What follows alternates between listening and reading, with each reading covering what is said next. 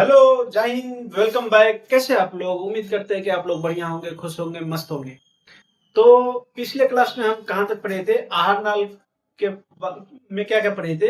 एक तो मुंह गुहा पढ़े थे, जीभ पढ़े थे, दांत पढ़े थे, उसके बाद ग्रसनी पढ़े थे, और उसके बाद आगे ग्रास नली पढ़ेंगे। उसके बाद के जो भी मुख आहार नाल का जो पार्ट बच गया है उसको हम आज पढ़ने की कोशिश करेंगे। तो चलिए आज की वीडियो शुरू करते हैं। अब है ग्रसनली में जो भोजन आया, मतलब ग्रसनी में जो भोजन आया, ये भोजन अब नीचे उतरेगा। यहाँ पे जो भोजन आया, ये भोजन अब नीचे उतरेगा, ग्रास नली में आएगा। यहाँ मतलब यहाँ पे आएगा। ग्रास नली में भोजन जो आएगा वो कैसा भोजन आएगा, उसकी प्रकृति कैसी होगी? ग्रसनी से जो भोजन आया वो लार लार ग्रंथि से लार निकला, मतलब लार से युक्त जो भोजन आया कहाँ पे आया? ग्रसनली से। अब ग्रासनली में जो आ रहा है तो वो निगल द्वार के रास्ते कहाँ? ग्रासनली में आएगा। निगल द्वार के रास्ते ग्रासनली में आएगा। और ग्रासनली में क्या होता है? एक दीवार में एक तरंग की तरह संकुचन होता है और शिथिलन होता है। संकुचन बोले तो मतलब मान लीजिए ये ग्रसनी है, तो भोजन यहाँ है, तो यहाँ पर दबेगा। मतलब ये जो हो रहा है आप देख पा रहे हैं, ये जो हो रहा है इसी को संकुचन और शिथिलन कहते हैं। संकुचन मतलब इसको जो पूछेगा, इसको पूछेगा, मतलब कोई पाइप है, ऊपर से पूछ दीजिएगा तो भोजन नीचे पाइप में जो चीज रहेगा वो नीचे की तरह आएगा। तो वहां से क्या होता है, यहाँ जो दबता है उसको संकुचन कहते हैं, संकुचन कहते हैं। वो दबेगा तो भोजन के जो टुकड़े होंगे वो ग्रास मिल से नीचे आने की कोशिश करेगा। उसके बाद ये भोजन का टुकड़ा नीचे आ जाएगा तो ये फैल जाएगा, फिर यहाँ पे संकुचन होगा, तो ये जो फैल गया उसको क्या कहते हैं? शिथिलन कहते हैं। और जो पूछ दिया उसको संकुचन। क्या इस पे याद करने की क्या ट्रिक है कि संकुचन मतलब कुचा गया तो वो संकुचन हो गया, मतलब दबा गया, मतलब ये कुचा गया तो वो दब गया तो उसको संकुचन कहते हैं, और जो फैल गया उसको शिथिलन कहते हैं। तो ग्रास नली में जो भोजन आया लार से युक्त निगल द्वार के रास्ते, वो कहाँ आया? ग्रास नली में। और ग्रास नली में ये तरंग की तरह क्या होते हैं? संकुचन होता है और शिथिलन होता है। उसके बाद तरंग की तरह संकुचन और शीतलन होता है, जिसको क्या कहते हैं? क्रमांक कुंचन कहते हैं। जिसको क्रमांक कुंचन कहते हैं, जिसको इंग्लिश में क्या कहते हैं? Peristalsis movement. क्या कहते हैं? Peristalsis movement. इंग्लिश में उसको पेरिस्टाल्सिस मूवमेंट के नाम से जाना जाता है। अब उसके बाद ग्रास नली से भोजन अमाशय की ओर, उसके नीचे स्टोमक की ओर, मतलब पेट की ओर बढ़ने की कोशिश करेगा ग्रास नली से। अमाशय क्या होता है कि अमाशय की रचना कैसी होती है? एक चौड़ी थैली की तरह होती है। एक चौड़ी थैली की तरह क्या होती है? अमाशय की रचना होती है। अमाशय कहाँ पाया जाता है? उदर गुहा के बाईं ओर। ये उदर गुहा यहाँ पे है, उसके बाईं ओर आपको दिख नहीं रहा होगा शायद। ये इसके बाईं ओर से अनुप्रस्थ दिशा तक क्या होती है? फैली रहती है। अनुप्रस्थ दिशा तक फैली रहती है। अमाशय को तीन भागों में बांटा जाता है। पहले भाग का नाम है कार्डिक कार्डिक भाग, दूसरे का फुंडिक, और तीसरे का फाइटोरिक भाग के नाम से जाना जाता है। अमाशय की रचना कैसी होती है? चौड़ी थैली की तरह होती है। ये उदर गुहा के बाईं ओर से शुरू होकर अनुप्रस्थ दिशा तक फैली रहती है। अमाशय को तीन भागों में बांटा गया है, कार्डिक, पुंडिक और फाइटोरिक। कार्डिक, पुंडिक और फाइटोरिक। अमाशय की दीवार में क्या होता है? एपिथेलियम लेयर का एक क्या होता है? कोशिका होता है। अमाशय की दीवार में एपिथेलियम लेयर का क्या होता है? कोशिका होता है। कोशिकाओं का एक स्तर होता है जिसको क्या करते हैं? जठर ग्रंथि का निर्माण करती है। अमाशय की दीवार में एपिथेलियम लेयर का स्तर होता है जो जठर ग्रंथि का निर्माण करती है। और जठर ग्रंथि क्या होता है? जठर ग्रंथि तीन प्रकार जठर ग्रंथि में तीन प्रकार की कोशिकाएं पाई जाती है। श्लेष्मा कोशिका, भीतीय कोशिका और जाइमोजिन कोशिका, जिसको इंग्लिश में कहते हैं इसको म्यूकस कोशिका, म्यूकस सेल्स। एंड भीतीय कोशिका को कहते हैं parietal cell, parietal cell. And zymogen कोशिका को कहते हैं जाइमोजिन सेल, जाइमोजिन सेल्स। क्या होता है? जठर ग्रंथि में तीन कोशिकाओं से बना होता है, श्लेष्मा कोशिका, भीतीय कोशिका और जाइमोजिन कोशिका। जाइमोजिन कोशिका, ये तीनों कोशिका से जो रस निकलता है उसको जठर रस कहते हैं। जठर ग्रंथि से जो रस निकला उसको जठर रस कहते हैं। और जठर ग्रंथि से कहां से रस निकलेगा? श्लेष्मा कोशिका से, भीतीय कोशिका से और जैवोचीन कोशिका से। इसमें जो रस निकला उसको क्या कहते हैं? जठर रस कहते हैं। और जठर रस में क्या क्या होता है? जठर रस में तो एक हाइड्रोक्लोरिक अम्ल होते हैं, HCl होते हैं। दूसरा क्या होता है? सलिस्मा होता है, जो सलिस्मा कोशिका से बना होता है। और एक होता है पेप्सिनोजेन। पेप्सिनोजेन कौन सा पेप्सिनोजेन? निष्क्रिय पेप्सिनोजेन, जो सक्रिय रूप में नहीं रहता है। कहाँ होता है? जठर रस से निकलता है। जठर रस से कहाँ से निकलता है? सलिस्मा कोशिका से, भीतीय कोशिका से और जैवोचीन कोशिका से। क्या निकलता है? हाइड्रोक्लोरिक अम्ल, निष्क्रिय पेप्सिनोजेन और क्या निकलता है? आपका श्लेष्मा। श्लेष्मा का निर्माण कहाँ होता है? श्लेष्मा कोशिका में। HCl का निर्माण कहाँ होता है? जठर ग्रंथि में। जठर ग्रंथि में पेप्सिनोजेन, इनएक्टिव निष्क्रिय पेप्सिनोजेन भी जठर ग्रंथि में होता है। HCl क्या करता है? भोजन में जो आ रहा है, आमाशय में जो भोजन आया है उस पर HCl काम करता है। और इनएक्टिव जो पेप्सिनोजेन है इसको क्या करता है? एक्टिव पेप्सिन में बदल देता है।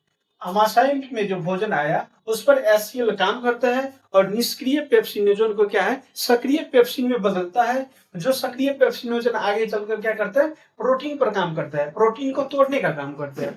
सक्रिय पेप्सिनोजेन क्या करता है? प्रोटीन को तोड़ता है। प्रोटीन को तोड़ के क्या करता है? प्रोटीन को तोड़ के उसको पेप्टोन बना देता है। हाइड्रोक्लोरिक अम्ल भोजन पे जो काम किया, आमाशय के भोजन पर, निष्क्रिय पेप्सिनोजेन को सक्रिय पेप्सिनोजेन में बदला और ये सक्रिय पेप्सिनोजेन प्रोटीन को तोड़कर पेप्टोन में बदल दिया। और ऐसे हाइड्रोक्लोरिक अम्ल को जीवाणुनाशक के तरह भी इस्तेमाल किया जाता है बॉडी के द्वारा। क्योंकि भोजन से जो बैक्टीरिया वायरस जो आ रहा है, भोजन से जो बैक्टीरिया वायरस आ रहा है वो भोजन के मतलब शरीर के अंगों को खराब कर सकता है। इसमें HCl अम्ल जो है वो भोजन से आने वाली जो बैक्टीरिया वायरस है उसको क्या करता है? मार देता है, मतलब उसको नुकसान पहुंचाता है, उसको मार देता है। आगे क्या है? आमाशय में जो भोजन का पाचन होता है वो दो तरह से होता है, दो चीजों का होता है। एक तो प्रोटीन का होता है, दूसरा फैट का होता है। प्रोटीन का होता है, प्रोटीन का कौन होता है? हाइड्रोक्लोरिक अम्ल निष्क्रिय पेप्सिनोजेन को पेप्सिन में बदला और पेप्सिन क्या किया? प्रोटीन को पेप्टोन में बदल दिया। तो इसका मतलब है कि आमाशय में किसका पाचन होता है? एक तो प्रोटीन का होता है, दूसरा वसा का होता है। लेकिन वसा का क्या होता है? आंशिक रूप से, पूरी तरह से वसा का वसा का पाचन पूरी तरह से आमाशय में मतलब स्टोमक में पूरी तरह से नहीं होता है, यह आंशिक रूप से होता है। आंशिक रूप से कैसे होता है? आमाशय में वसा का पाचन आंशिक, आमाशय में जो वसा का आंशिक रूप से पाचन हुआ वो किसके द्वारा हुआ? वो गैस्ट्रिक लाइपेज के द्वारा हुआ। गैस्ट्रिक लाइपेज के द्वारा क्या होता है? वसा को वसा अम्ल और ग्लिसरॉल में तोड़ देता है। वसा को वसा अम्ल और ग्लिसरॉल में तोड़ने का काम कौन करता है? Gastric lipase. गैस्ट्रिक लाइपेज किसको और तोड़ता है? ये फैटी को तोड़ता है, मतलब वसा को तोड़ता है। वो पूरी तरह से वसा का विखंडन नहीं होता है, आंशिक रूप से होता है। किसके द्वारा? गैस्ट्रिक लाइपेज के द्वारा। गैस्ट्रिक लाइपेज क्या करता है? वसा को वसा अम्ल और ग्लिसरॉल में उसको तोड़ देता है। आमाशय में जो भोजन आया है, जो लार युक्त तो भोजन आया है, किसमें? ग्रसनली से, कंठ द्वार, निगल द्वार से होकर ग्रास नली में आया। उसके बाद जो आमाशय में हुआ, आमाशय में प्रोटीन का और फैट का आंशिक रूप से विखंडन हुआ, मतलब उसको तोड़ा गया। तो भोजन क्या हो गया? एक गाढ़ी लाई की तरह हो गया है। लाई गाँव में बनाते हैं, आटा का लाई, मतलब किसी चीज को चिपकाने के लिए। तो वो गाढ़ी लाई की तरह हो गया, जिसको बायोलॉजी में इसको काइम कहते हैं। CHYME, काइम कहते हैं। क्या कहते हैं? काइम। आमाशय में भोजन में जो है लाई की तरह हो जाता है, जिसको काइम कहा जाता है। और फिर ये काइम क्या करता है? भोजन क्या करता है? वो भोजन आगे क्या होता है? छोटी आंत में पहुंचती है। आगे भोजन क्या होती है? छोटी आंत में पहुंचती है। तो आपको आहार नाल में कौन कौन से पार्ट याद हो गए होंगे? मुखगुहा हो गया, जीभ हो गया, दांत हो गया और कंठ द्वार, निगल द्वार, लार ग्रंथि, ग्रसनी, ग्रासनली, अमाशय। अब पढ़ेंगे छोटी आंत। तो आइए अब छोटी आंत देखते हैं।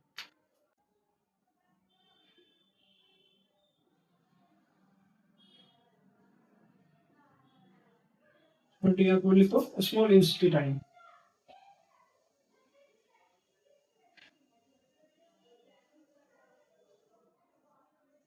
स्मॉल इंस्टेटाइन, छोटी आंत शुरू करते।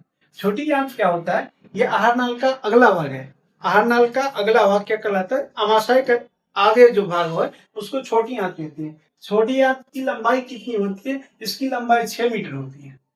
छोटी आंत की लंबाई कितनी होती है? इसकी लंबाई 6 मीटर होती है। और चौड़ाई कितनी होती है? विड्थ कितनी होती है? 2.5 सेंटीमीटर। 2.5 सेंटीमीटर। आहार नाल की लंबाई कितनी होती है? 6 मीटर। और उसकी चौड़ाई कितनी होती है? 2.5 सेंटीमीटर होती है। आहार नाल की लंबाई अलग अलग जीवों में अलग अलग हो जाती है। जैसे जो मांसाहारी जीव है, मांसाहारी में आहार नाल की लंबाई कम हो जाती है। आहार नाल की लंबाई क्या होती है? मांसाहारी जीवों में कम हो जाती है। वहीं शाकाहारी जीवों में क्या होती है? आहार नाल की लंबाई 6 मीटर होती है। आहार नाल की लंबाई बड़ी होती है, मांसाहारी जीवों से बड़ी होती है। किसमें? शाकाहारी जीवों में। और मांसाहारी जीवों में आहार नाल की लंबाई कम होती है। लेकिन एक अमूमन आहार नाल की लंबाई कितनी होती है? 6 मीटर। और उसकी चौड़ाई कितनी होती है? विड्थ कितनी होती है? 2.5 सेंटीमीटर। पूरी आहार नाल की लंबाई 8 से 10 सेंटीमीटर होती है। लेकिन अकेले छोटी आंत की लंबाई कितनी होती है? 6 मीटर होती है। आगे छोटी आंत को 3 भागों में बांटा जाता है। एक छोटी आंत को 3 भागों में बांटा जाता है। एक को कहते हैं ग्रहणी, ग्रहणी जिसको ड्यूडेनम कहते हैं।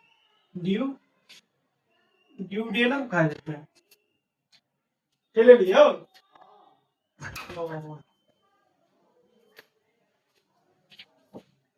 एक को कहा जाता है ग्रहणी।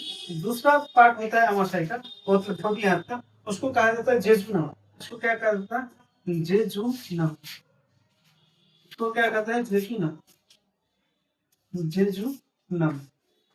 एक को ग्रहणी, दूसरे को जेजुनम, और तीसरा पार्ट होता है उसको कहा जाता है इलियम। क्या कहा जाता है? इलियम। इसको इलियम कहा जाता है। छोटी आंत की लंबाई 6 मीटर, चौड़ाई 2.5 मीटर। मांसाहारी जीवों में आहार नाल की मतलब छोटी आंत की लंबाई कम हो जाती है। शाकाहारी जीवों में आहार नाल की लंबाई बड़ी हो जाती है। आहार नाल मतलब छोटी आंत में छोटी आंत की लंबाई कम हो जाती है। मांसाहारी में, शाकाहारी में ज्यादा हो जाती है छोटी आंत की लंबाई। और इसके आहार मतलब छोटी आंत को स्मॉल इंटेस्टाइन को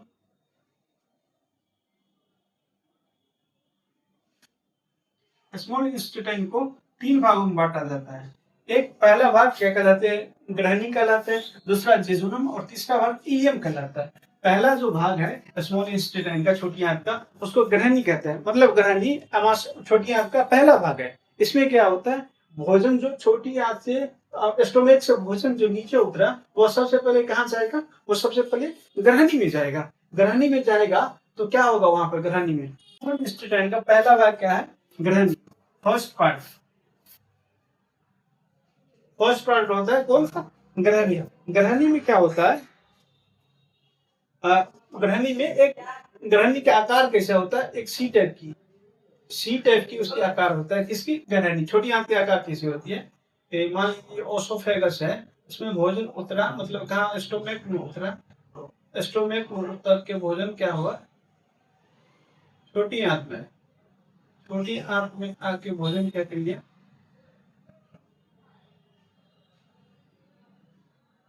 यह है छोटी आंत। फिर यहाँ से ये बड़ी आंत में, बड़ी आंत में डिवाइड हो जाते हैं। और फिर ये मलद्वार तक ऐसे होते हैं। यह है ओसोफेगस। ओसोफेगस। ये क्या है? स्टोमक। स्टोमक। ये क्या है? छोटी आंत, स्मॉल इंटेस्टाइन। क्या है? Large intestine. तो क्या होता है? छोटी आंत की आकृति कैसी होती है? बेलनाकार होती है इसकी आकृति। ये पहला जो भाग है, ये स्टोमक से नीचे जो वाला भाग है, ये क्या होती है? ये ग्रहणी कहलाती है। और इसकी आकार क्या होती है? सी की तरह होती है। इसकी आकार कैसी होती है? सी की तरह होती है। ये आपस में एक छिद्र के द्वारा जुड़ी होती है। कहाँ? अग्नाशयी, जिसको क्या कहते हैं? अग्नाशयी वाहिनी, पेनक्रियाटिक डक्ट, पेनक्रियाटिक डक्ट। और एक और चीज होते हैं मूल पित्त वाहिनी, जिसका common bile duct, common bile duct, ये pancreatic duct and common bile duct से जुड़ी रहती है, जिसको हिंदी में अग्नाशयी वाहिनी और मूल पित्त वाहिनी कहते हैं। आगे जब भोजन आगे उतरता है, भोजन अब क्या होता है, आगे उतरता है, कहाँ उतरता है, जेजुनम में। अब भोजन ये यहाँ से जो निकला भोजन, यहाँ से अब ये आ गया बीच वाले पार्ट, जिसको क्या कहते हैं, जेजुनम। ये क्या है, जेजुनम। ये क्या है, जेजुनम, और ये क्या है, स्मॉल इंटेस्टाइन का इलियम। ये पूरे है स्मॉल इंटेस्टाइन। बीच वाली पार्ट को क्या कहते हैं, ये है सेकेंड पार्ट। ये है सेकेंड पार्ट। इसकी आकृति भी इसी तरह की होती है।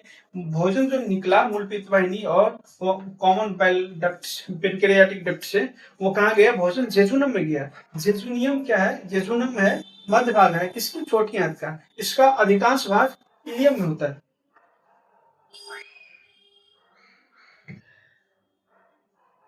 जेजुनम में भोजन का पाचन अंतिम रूप से होता है। भोजन का पाचन आपको पूछा जाएगा, भोजन का पाचन अंतिम रूप से कहाँ होता है, या तो छोटी आंत होगी या फिर होगा जेजुनम। तो आप अगर छोटी आंत नहीं मिल रही है तो जेजुनम को टिक करना है, अगर जेजुनम नहीं है तो छोटी आंत बड़ी आंत ऐसे करके दिया है, तो छोटी आंत को क्या करना है, टिक करना है। तो भोजन का आंशिक रूप से मतलब पूर्ण रूप से पाचन कहाँ पे समाप्त होता है, जेजुनम में समाप्त होता है। और उसका अवशोषण क्या होता है, पचे हुए भोजन का अवशोषण जेजुनम में हो जाता है। उसके बाद क्या होता है, उसके बाद छोटी आंत में पाचन का, छोटी आंत में भोजन का पाचन पीत, अग्नाशयी रस तथा आंत रस, जो क्रमशः लीवर, पेनक्रियास और अन्य ग्रंथियों से स्राव होती है। यहाँ पे बहुत तरह के रस निकलता है, जो कहाँ से निकलते हैं, एक तो निकलता है पेनक्रियास से, पेनक्रियास से, और दूसरा निकलता है, एक तो लीवर से निकलता है, लीवर से निकलता है, दूसरा पेनक्रियास से निकलता है, और अंतरत्र से। तो अब आगे क्या पढ़ना है, आगे आपको लीवर पढ़ना है। लीवर क्या होता है, लीवर क्या है, आइए हेडिंग डालिए लीवर। लीवर बोले तो यकृत, लीवर बोले तो यकृत। यकृत से जो रस निकलता है। लीवर का वजन कितना होता है, लीवर का वेट होता है, लीवर का वेट कितना होता है, 1.5 केजी। लीवर का वेट कितना आता है, 1.5 केजी। और मानव शरीर का सबसे बड़ी ग्रंथि क्या है, लीवर। वेट कितना होता है, 1.5 केजी। और लार्ज ग्लैंड, बॉडी का क्या है, large gland, largest gland, body का लार्जेस्ट ग्लैंड क्या है, लीवर। बॉडी का लार्ज सबसे बड़ी ग्रंथि, मानव शरीर की सबसे बड़ी ग्रंथि क्या है, लीवर। और इसका वेट कितना होता है, 1.5 केजी। इससे जो रस निकलता है, ये बहुत तरह के रस निकलता है इससे। ये क्या होता है, उदर गुहा के दाहिनी ओर स्थित होता है। ये क्या होता है, यहाँ पे कहीं स्थित होगा, उदर गुहा के दाहिनी ओर यहाँ पे कहीं स्थित होगा। यहाँ से जो रस निकलता है उसको क्या कहते हैं, पीत कहते हैं। लीवर से जो रस निकलता है उसको पीत कहते हैं। क्या कहते हैं, पीत। पेनक्रियास से निकलता है।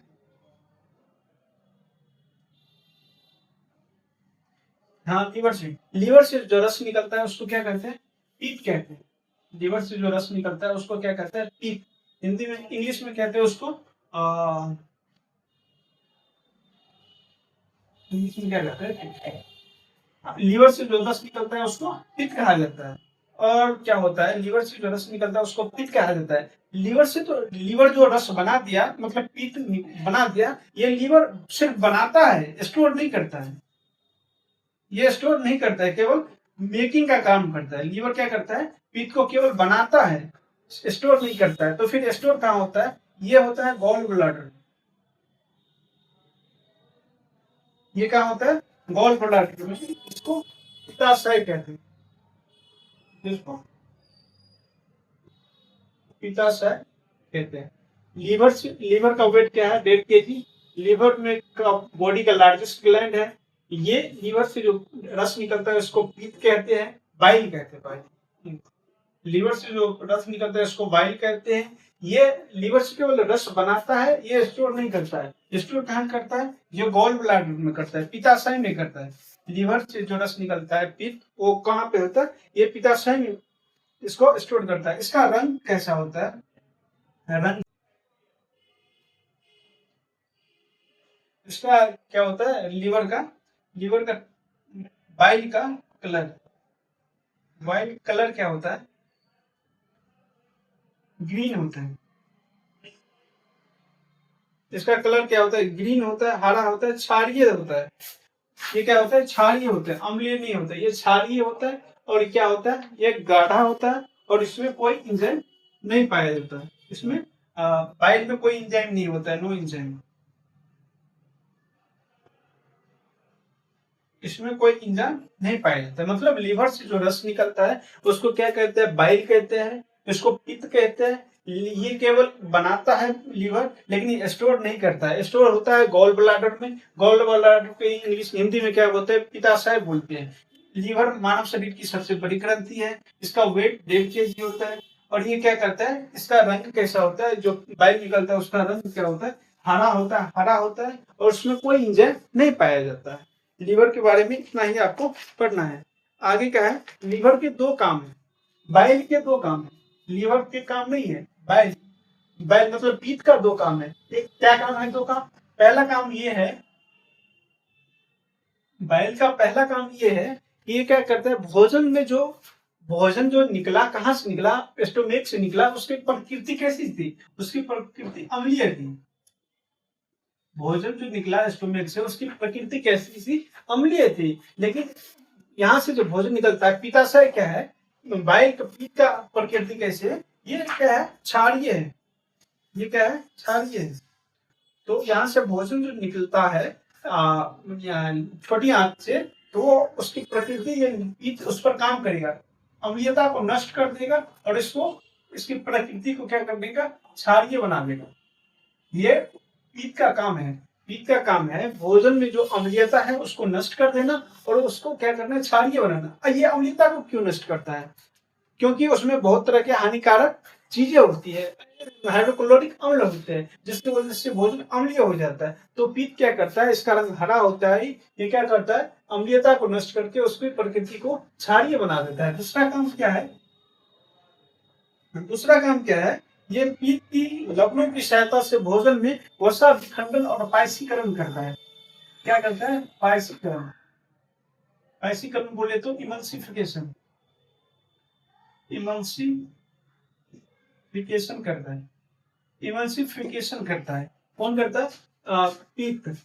एक काम है कि अम्लीयता को, भोजन की अम्लीयता को नष्ट करके वो क्या बनाता है? उसको क्षारीय बनाता है। दूसरा काम क्या है? ये पायसीकरण करता है, जिससे इस पर अलग अलग तरह के एंजाइम जो है काम करे, तो वो उस पर सही तरह से काम कर पाए, इसके लिए उसको पायसीकरण करता है। तो ये आप पढ़ लीजिए छोटियां, ये पढ़िए लीवर। आप पढ़ेंगे अग्नाशय। अग्नाशय वाहिनी, अग्नाशय बोले तो पेनक्रियाज। तो आइए को घेरे पीले रंग का एक ग्रंथि होती है। पेनक्रियाज क्या होते हैं? इसकी कलर क्या होती है? येलो रंग की होती है। कहाँ पे रहती है? ग्रहणी मतलब ड्यूडेनम। ड्यूडेनम को घेरे रहती है। येलो रंग की एक ग्रंथि होती है, जिसको क्या कहते हैं? पेनक्रियाज कहलाती है। ग्रहणी को गहरी येलो रंग से, मतलब पीला रंग से एक घेरी हुई पीले रंग की एक ग्रंथि होती है, जिसको क्या कहते हैं? पेनक्रियाज कहते हैं। इसमें फिगर दिया है, ये रहा। ये जो पार्ट आपको दिख रहा है शायद, ये है पेनक्रियाज, ये अग्नाशय है। ये क्या है? ये छोटी आंत में जो पहला पार्ट है ग्रहणी, उसके क्या है? ठीक इसको घेर के रखा है ग्रहणी को। ये जो पीला पार्ट है उसको क्या है? घेर के रखा है। जिसको क्या होता है?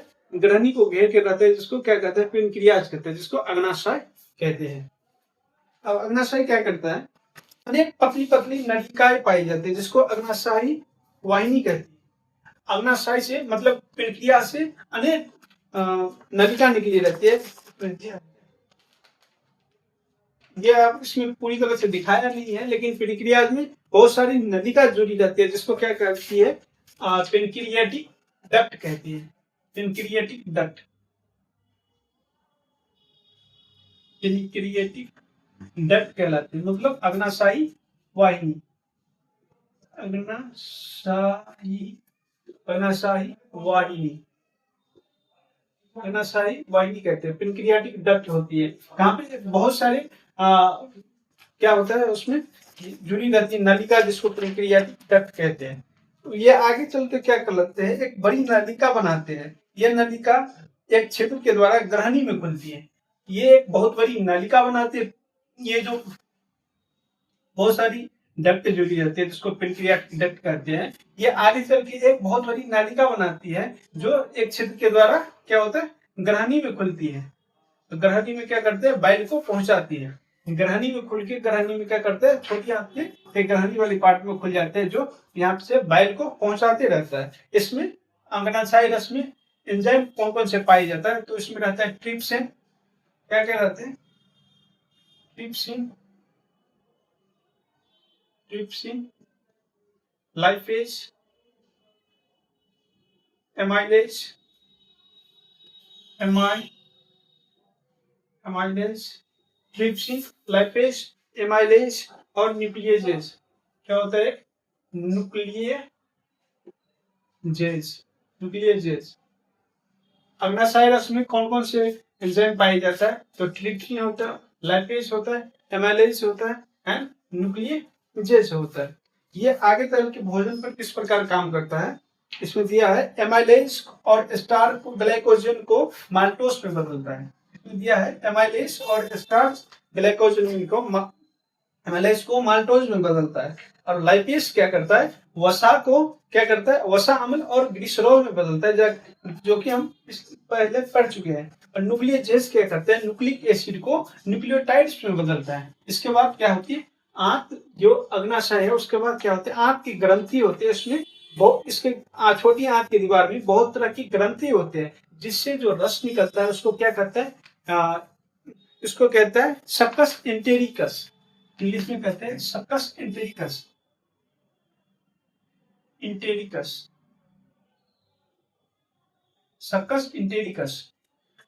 छोटी आंत के दीवार में बहुत तरह के क्या होते हैं, बहुत तरह की ग्रंथि पाई जाती है, जिसको क्या कहते हैं, इससे जो रस निकलता है इसको क्या कहते हैं, सक्कस इंटेरिकस कहते हैं। और ये भोजन पर भी काम करता है। कैसे काम करता है, ये पेप्टाइडेज को, पेप्टोन क्या करता है, पेप्टाइडेज को, पेप्टाइडेज, पेप्टाइडेज को क्या करता है, पेप्टोन, पेप्टोन क्या करता है, एमिनो अम्ल में बदलता है, एमिनो एसिड में बदलता है, एमिनो एसिड में बदलता है। दूसरा क्या करता है, लाइपेज में वसा को, वसा लाइपेज में क्या करता है, लाइपेज में क्या करता है, वसा अम्ल और ग्लिसरॉल में बदलता है, वसा अम्ल और ग्लिसरॉल में बदलता है, ग्लिसरॉल में बदल देता है। आगे क्या करता है, माल्टेस और माल्टोस मिलकर माल्टोस को, माल्टोस को, माल्टेस मिलकर, माल्टेस मिलकर क्या करता है, ग्लूकोज और फ्रुक्टोज में बदलता है, ग्लूकोज और फ्रुक्टोज में बदलता है, फ्रुक्टोज, ग्लूकोज और फ्रुक्टोज में बदलता है। आगे क्या करता है, लैक्टोज क्या करता है, लैक्टेज को, लैक्टोज क्या करता है, लैक्टेज के साथ, लैक्टेज के साथ क्या करता है, ग्लूकोज और ग्लैक्टोज में बदलता है, ग्लूकोज और ग्लैक्टोज में, ग्लैक्टोज में बदलता है। आगे क्या होता है, न्यूक्लिक एसिड पर न्यूक्लियेजेज क्या करता है, न्यूक्लिक एसिड पर, न्यूक्लिक एसिड प्लस न्यूक्लियेजेज क्या करता है, न्यूक्लियेजेज क्या करता है, न्यूक्लिक एसिड और क्या करता है, न्यूक्लियोटाइड्स में बदलता है, न्यूक्लियो न्यूक्लियोटाइड्स में न्यूक्लियोटाइड्स में बदल देता है। सर्कस एंटेरिका, छोटी आंत की दीवार में बहुत सारे क्या होते हैं, ग्रंथि पाई जाती है, इससे जो रस निकलता है उसको सर्कस एंटेरिकस कहते हैं। इसमें पेप्टाइडेज पेप्टोन को एमिनो एसिड में बदलता है, वसा को लाइपेज क्या करता है, वसा अम्ल और ग्लिसरॉल में बदलता है। माल्टोस माल्टिस मिलकर क्या करता है, ग्लूकोज और फ्रुक्टोज में बदलता है। लेक्टेस और लैक्टोज मिलकर क्या करता है, ग्लूकोज को ग्लैक्टोज में बदलता है। न्यूक्लिक एसिड और न्यूक्लियस क्या करते हैं, न्यूक्लियोटाइड में बदलता है। आगे है, इस प्रकार क्या करते हैं, भोजन का पाचन होता है इसमें छोटी आंत में, और छोटी आंत में के ग्रहणी में होता है। और ग्रहणी से के बाद जब भोजन का इस तरह पाचन होता है तो काई की तरह काइम जो था वो और आगे चल के क्या होता है, पतला हो जाता है। काइम जो था मतलब लय की तरह जो भोजन आया था पेनक्रियाज में, वहां इसमें छोटी आंत में आया था, स्मॉल इंटेस्टाइन में, तो वो और पतला हो गया। जब पाचन हुआ उसके बाद और पतला हो गया, तब इसको काइम को क्या नाम दिया जाता है, चाइल्ड। तो क्या कहते हैं, चाइल्ड, इसको चाइल्ड कहा जाता है। काइम जो और पतला हो गया इंस्टेटाइन, स्मॉल इंस्टेटाइन में, तो उसको आगे चल के क्या कहा जाता है, चाइल्ड कहा जाता है। अब क्या होता है, चाइल्ड क्या करता है, ये तो हो गया ग्रहणी में, जेजुनम में और इलियम में जो आता है ये भोजन, उसमें और जो ये पतला हो गया, मतलब इसमें पानी जब मिल गया, तो वो क्या करता है, इलियम क्या करता है, इससे पानी को अवशोषण कर लेता है। इलियम का काम क्या है, इसमें भोजन में जो पानी है, एक्स्ट्रा पानी है, उसको अवशोषण कर लेता है। फिर यहाँ से भोजन आगे चल के छोटी आंत से भोजन कहाँ चली जाती है, बड़ी आंत में चली जाती है। छोटी आंत से भोजन बड़ी आंत में चली जाती है। तो आगे हेडिंग लिखिए, बड़ी आंत, बोले तो लार्ज इंटेस्टाइन।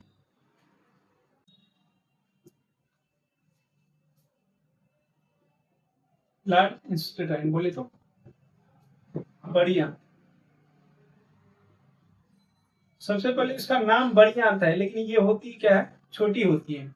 ये क्या होती है, छोटी होती है। किससे छोटी होती है, ये बड़ी आंत से छोटी होती है, क्योंकि बड़ी आंत की छोटी आंत की लंबाई 6 मीटर होती है, इसकी लंबाई कम होती है। ये हो गया ओसोफेगस, यहाँ से जो स्टोमक में भोजन आया, ठीक है। और ये जो छोटी आंत है,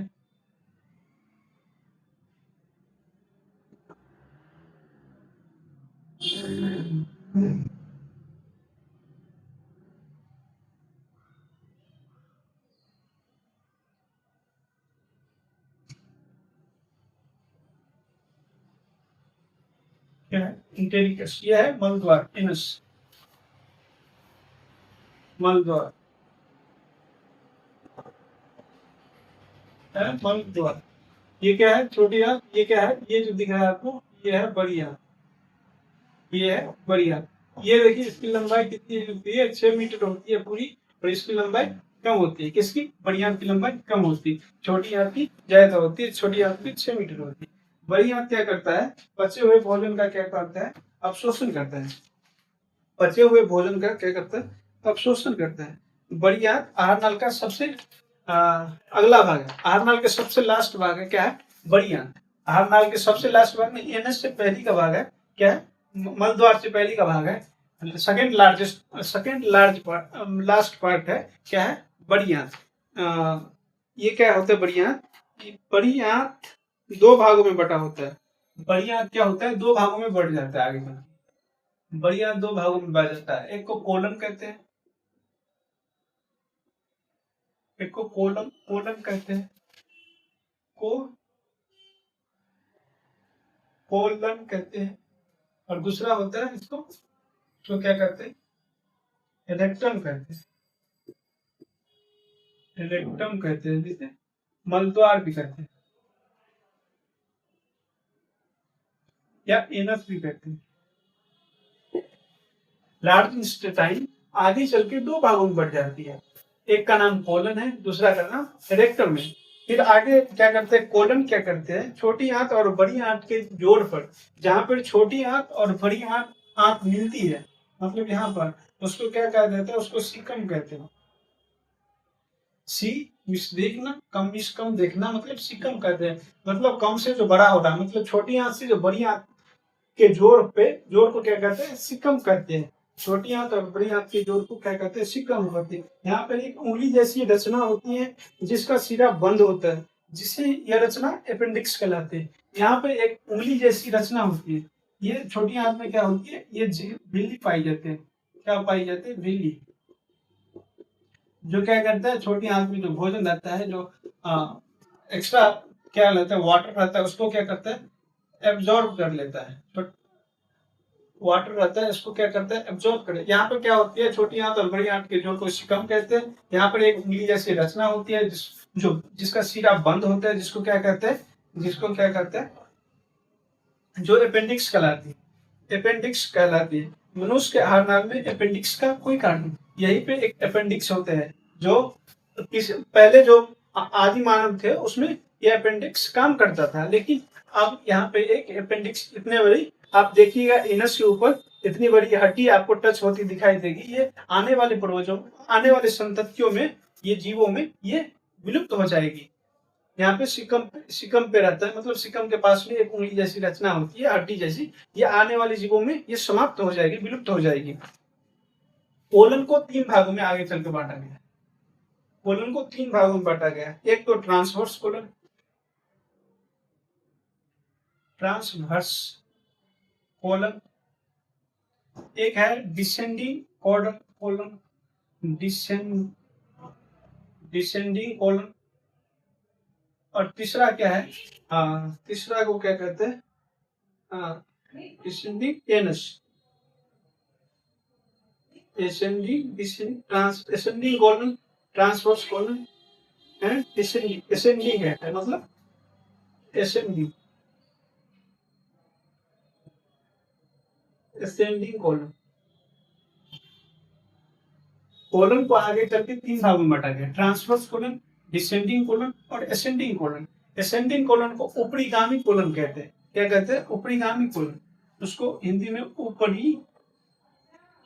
ऊपरीगामी कोलन कहते हैं। एसेंडिंग को ऊपरीगामी कोलन, इसको डिसेंडिंग को क्या कहते हैं, अनुप्रस्थ कोलन। डिसेंडिंग को कहते हैं अधोगामी कोलन,